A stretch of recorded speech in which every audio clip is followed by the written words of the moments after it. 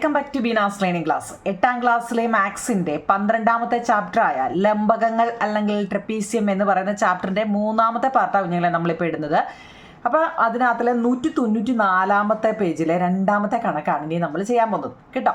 നമ്മൾ അതും കൂടെ കഴിഞ്ഞ ടൈമിൽ ഇടാമെന്ന് വെച്ചാൽ, പക്ഷേ ഇത് ഇച്ചിരി വലിയ കണക്കാണ് കേട്ടോ. നമ്മളത് ഒറ്റ പാർട്ടിലിട്ട് ഞാൻ നല്ലതുപോലെ അത് നിങ്ങൾക്ക് പറഞ്ഞുതരാം, മനസ്സിലാകത്തക്ക രീതിയിൽ ഏറ്റവും കുഞ്ഞു പിള്ളേരെ പഠിപ്പിക്കുന്ന രീതിയിലാണ് സത്യത്തിൽ നിങ്ങൾ ഓരോ ക്ലാസ് കാണുമ്പോൾ നിങ്ങൾക്കത് മനസ്സിലാവും കേട്ടോ. അപ്പോൾ ഇവിടെ നോക്കൂ നിങ്ങളെ, തുല്യമായ 4 ലംബകങ്ങൾ ചേർത്ത് വെച്ച ചിത്രമാണ് നമുക്ക് ചുവടെ കാണിച്ചിരിക്കുന്നത്. ഈ ചിത്രം നമ്മൾ വരയ്ക്കുക എന്നാണ് പറയുന്നത്. തുല്യമായ 4 ലംബകങ്ങൾ, ട്രപ്പീസിയം എന്ന് വെച്ചാൽ എന്താണെന്ന് നമുക്കറിയാം. ട്രപ്പീസിയം എന്ന് വെച്ച് കഴിഞ്ഞാൽ ഒരു ട്രയാങ്കിളും ഒരു പാരലോഗ്രാമും കൂടെ ചേരുന്നതാണ് ട്രപ്പീസിയം അല്ലേ. ഒരു ത്രികോണവും ഒരു സാമാന്തരികവും കൂടെ ചേരുന്നതാണ് ട്രപ്പീസിയം അല്ലെങ്കിൽ ലംബകങ്ങൾ എന്ന് നമ്മൾ ഫസ്റ്റ് 1ഉം 2ഉം പാർട്ടിലൊക്കെ കുറേ പറഞ്ഞതാണ്.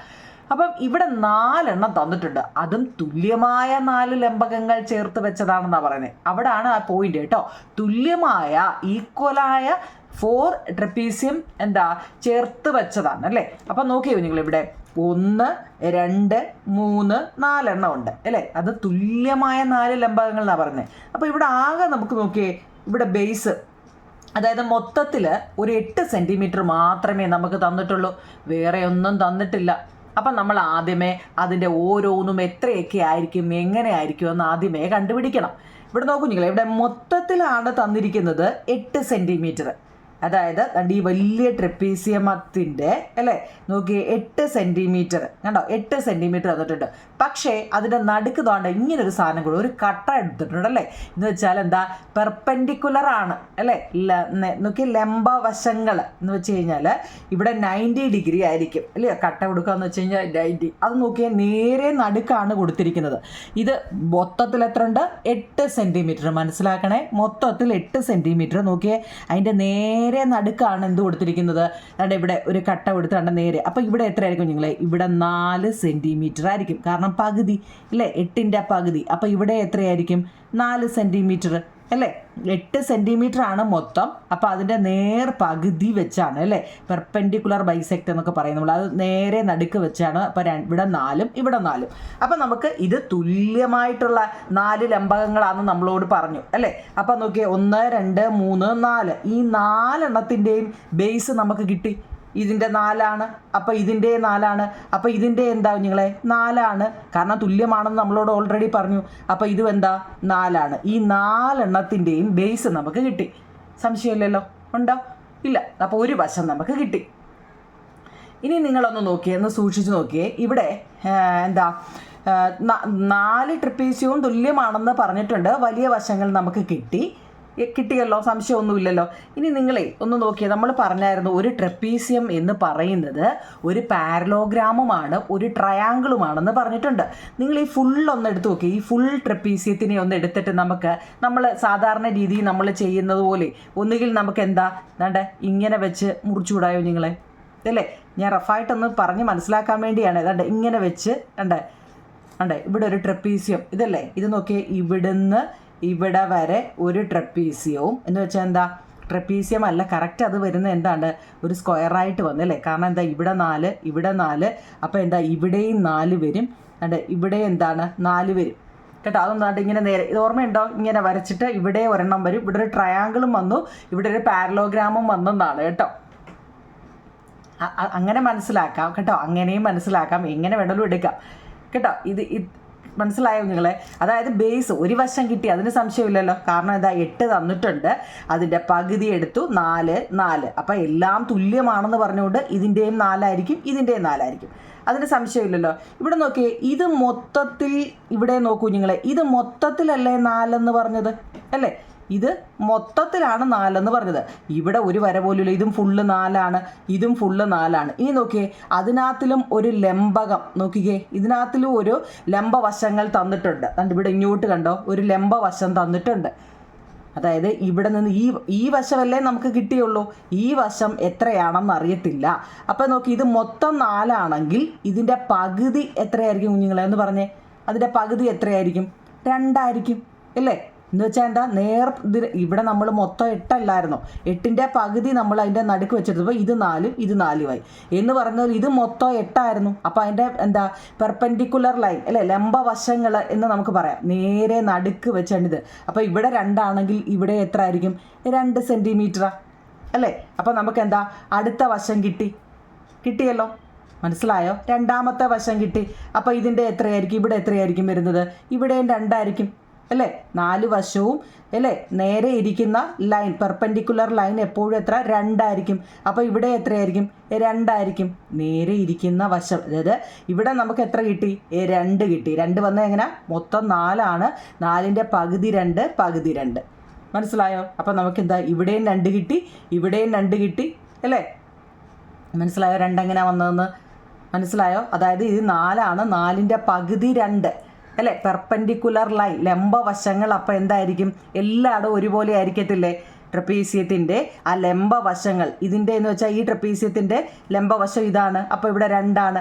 ഈ ട്രപ്പീസിയത്തിൻ്റെ നേരെയുള്ള വശം ഇതാണ്, 2 ആണ്. ഈ ട്രപ്പീസിയത്തിൻ്റെ നേരെ ഇരിക്കുന്ന വശം ഇതാണ്. ഇത് നോക്കി, ഇത് ചരിഞ്ഞതാണ്, ഇതും ചരിഞ്ഞതാണ്, ഇത് ചരിഞ്ഞ വശമാണ്. അത് നിങ്ങൾ ക്ലൂ പഠിച്ചോണേ, നേരെ ഇരിക്കുന്നതാണ് 2 കേട്ടോ. അപ്പോൾ അതും കിട്ടി. അപ്പോൾ അത് വെച്ച് നമുക്ക് വരയ്ക്കാൻ പറ്റും. ഇത്രയും മതി, നമുക്കതിനെ വരയ്ക്കാൻ പറ്റും. നമുക്ക് വരച്ച് നോക്കാം. അപ്പോൾ നോക്കൂ കുഞ്ഞുങ്ങളെ, ആദ്യമേ നമുക്ക് ഏത് പടം വരയ്ക്കുമ്പോഴും ആദ്യമേ നമുക്ക് ബേസ് വരയ്ക്കാം. ബേസ് നമുക്ക് ഓൾറെഡി തന്നിട്ടുണ്ട്, 8 സെൻറ്റിമീറ്റർ കേട്ടോ. എത്രയാണ്, 8 സെൻറ്റിമീറ്റർ. അപ്പോൾ സ്കെയിൽ എടുക്കുക, കാണാൻ പറ്റുന്നുണ്ടല്ലോ. 0യിൽ വെച്ചിട്ട് 0യിലാണ് 8 സെൻറ്റിമീറ്റർ നീളത്തിലൊരു വര വരയ്ക്കുക അല്ലേ. അതിൻ്റെ പെർപെൻഡിക്കുലർ ലൈൻ അണ്ട് ഇവിടാണ് 4, നമ്മൾ പകുതി വെച്ചെടുത്തു. മൊത്തം 8 ആണ്, അതിനെ എന്താ നടുക്ക് വെച്ച് കേട്ടോ, നേരെ പകുതി 4. ഇനിയും അവർ പറയുന്നുണ്ട്, നല്ലപോലെ അത് നോക്കണമെങ്കിൽ ഇത് മൊത്തം 8 ആണ്, അതിൻ്റെ നേർ പകുതി 4. അതായത് ഇവിടെ 4 സെൻറ്റിമീറ്റർ എടുക്കാം, ഇവിടെ 4 സെൻറ്റിമീറ്റർ എടുക്കാം. ഇനി അതിൻ്റെ തൊട്ടു മുകളിലോട്ടുള്ള ലൈൻ നോക്കി, എത്ര, 2 ആണ്. പെർപെൻഡിക്കുലർ ലൈൻ എത്ര എടുത്തേക്കുന്നത്, 2 സെൻറ്റിമീറ്റർ. അപ്പോൾ നമ്മൾ സ്കെയിൽ എടുത്തിട്ട് ഇത് ഉണ്ടോ നേരെ വെച്ചിട്ട് സെറ്റ് സ്ക്വയർ വെച്ചോ എന്ത് വെച്ചു എന്നുള്ളത് നിങ്ങൾക്ക് വരയ്ക്കാം കേട്ടോ. കാരണം സെറ്റ് സ്ക്വയർ ഒക്കെ ആകുമ്പോൾ കറക്റ്റായിട്ട് കിട്ടും. 2 സെൻറ്റിമീറ്റർ മുകളിലോട്ട് കേട്ടോ, 2 സെൻറ്റിമീറ്റർ മുകളിലോട്ട് ഒരു വര വരച്ചു. കണ്ടല്ലോ, 2 സെൻറ്റിമീറ്റർ മുകളിലോട്ട് ഒരു വര വരച്ചു. എന്നിട്ട് നോക്കിയേ, വീണ്ടും 4 സെൻറ്റിമീറ്റർ ആണ് ഇവിടെ, അതിൻ്റെ തൊട്ട് മുകളിലും 4 സെൻറ്റിമീറ്റർ ആണ്. അപ്പം നമ്മൾ എന്ത് ചെയ്യും, മൊത്തത്തിലാണ് 4. അപ്പോൾ എന്താ, ഇതിൻ്റെ മണ്ടയ്ക്ക് തൊട്ടിട്ട് ഇങ്ങോട്ടും 2 ഇങ്ങോട്ടും 2, അപ്പം 4 ആവത്തില്ലയോ? മനസ്സിലായോ? മനസ്സിലാക്കണേ കേട്ടോ. അതായത് കണ്ടേ, മൊത്തം 4 സെൻറ്റിമീറ്റർ ആണ്. മുകളിൽ മൊത്തം 4 ആണെങ്കിൽ ഇടത്തോട്ടും 2 വലത്തോട്ടും 2, അപ്പോൾ മൊത്തം 4 ആയി. കണ്ടോ, 4 ആയി. അപ്പോൾ മനസ്സിലായോ? ഇനി നമ്മൾ എന്ത് ചെയ്യുക, അതിനെ തങ്ങളിൽ അങ്ങ് യോജിപ്പിച്ചാൽ മതി. ഇവിടെ നിന്ന്, കാരണം ഇവിടെ വരെയുള്ളൂ, ഇവിടുന്ന് ഇങ്ങോട്ടും യോജിക്കുക. അതെ, ഇവിടുന്ന് ഇങ്ങോട്ടും യോജിപ്പിക്കുക. കണ്ടോ, ഫസ്റ്റ് നമുക്ക് കിട്ടി. മനസ്സിലായോ? ടെസ്റ്റിലെ ആദ്യത്തെ. ഇനി നോക്കിക്കേ, നമ്മളിങ്ങനെ ചെയ്ത് ഇത് ഞാനിങ്ങനെ വരച്ച് കാണിച്ചത് നിങ്ങൾക്കൊന്ന് അറിയാൻ വേണ്ടിയായിട്ട് അതങ്ങ് മായ്ച്ചു തരാം. മനസ്സിലാവുന്നവർക്കൊക്കെ, ഇല്ലാത്തൊരു വിട്ടുതരാം, നമുക്കത് വേണ്ട. വേണ്ടേ, ഇവിടെ വര ചെയ്തു. ഇനി നോക്കിയോ നിങ്ങൾ, ഇതിൻ്റെ എൻഡ് പോയിൻ്റ് അവിടെ എൻഡിൽ വന്നിട്ട്, അതായത് ഇങ്ങോട്ടും 2 ഇങ്ങോട്ടും 2, അപ്പോൾ ഇവിടെ എൻഡ് വന്നില്ലേ, ഈ 4ൻ്റെ എൻഡിൽ വന്നിട്ട് വീണ്ടും 2 മുകളിലോട്ട് കൊടുക്കുക. കാരണം നമുക്ക് പെർപെൻഡിക്കുലർ ലൈൻ 2 സെൻറ്റിമീറ്റർ ആണെന്ന് നമുക്ക് എല്ലാത്തിൻ്റെയും 2 ആണെന്ന് നമുക്ക് കിട്ടി. അപ്പോൾ ആ 2 എടുത്തിട്ട്, കാണാൻ പറ്റുന്നുണ്ടോ, ആ 2 സെൻറ്റിമീറ്റർ എടുത്തിട്ട് മേപ്പോട്ട് നേരെ ഒരു വര കൊടുക്കുക കേട്ടോ. 2 സെൻറ്റിമീറ്റർ നേരെ ഒരു വര കൊടുക്കുക. കണ്ടല്ലോ.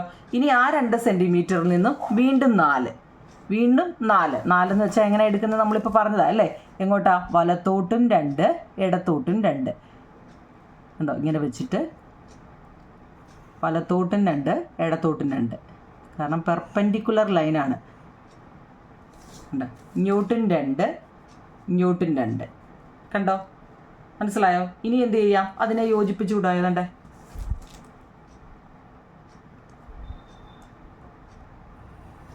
കണ്ടോ, ഇവിടെ വന്ന് യോജിപ്പിച്ചു.